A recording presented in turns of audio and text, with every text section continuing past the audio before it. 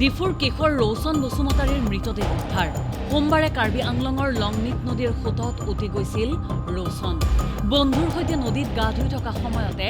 সন্ধানহীন হৈছিল কিশোৰটি মাঞ্জাৰ শিলনি বনভোজস্থলীত ঘটিছিল এই ঘটনা SDRFৰ অভিযানত উদ্ধাৰ কিশোৰটিৰ নিথৰ দেহ হয় হয় উদ্ধাৰ কাৰ্য হ'ব লৈছে আমি যোৱাকালি খবৰ পাইছিলোঁ খবৰ মানে আমাৰ সন্ধিয়া হৈ গ'ল খবৰ পাওঁতে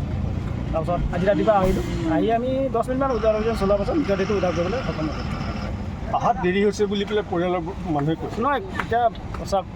আমি হোজাৰ পৰা আহোঁ এতিয়া খবৰ দিয়াৰ লগে আমি হঠাৎ আহিব নোৱাৰিম নহয় হোজাৰ পৰা আহোঁতে সময় লাগে ন আমি গাড়ীত আহোঁ গাড়ী ঘোঁৰা কথা আছে কাৰ্বি আংলঙতো SDRF নতুনকৈ কিবা কৰিছে কিন্তু হ'লেও ইকুইপমেণ্টছ দিয়া নাই নেকি নাই SDRF নতুনকৈ দিছে কাৰ্বি আংলঙত কিন্তু ইকুইপমেণ্ট নাই আৰু প্লাছ ডিপ ড্ৰাইভাৰ দিয়া নাই সেইকাৰণে আমি মানে হোজাৰ পৰা আহিব লগা হ'ল হোজাৰ পৰা এতিয়া হোজাৰ আৰু ডিফু দুটা ষ্টেচন মিলি আমি কম্বাইন হৈ কিনে উদ্ধাৰ অভিযান চলাইছোঁ তাৰমানে এতিয়া ডিফুত নাই ইকুইপমেণ্ট আছে নাই ডিপ ড্ৰাইভাৰ আছে অঁ ডিপ ড্ৰাইভাৰ আৰু ইকুইপমেণ্ট নাই এজন আছে এজন আছে ডিপ ড্ৰাইভাৰ এজন আছে আৰু এজন আছে আৰু এজন দিলে ভাল হয় হয় ধন্যবাদ থেংক ইউ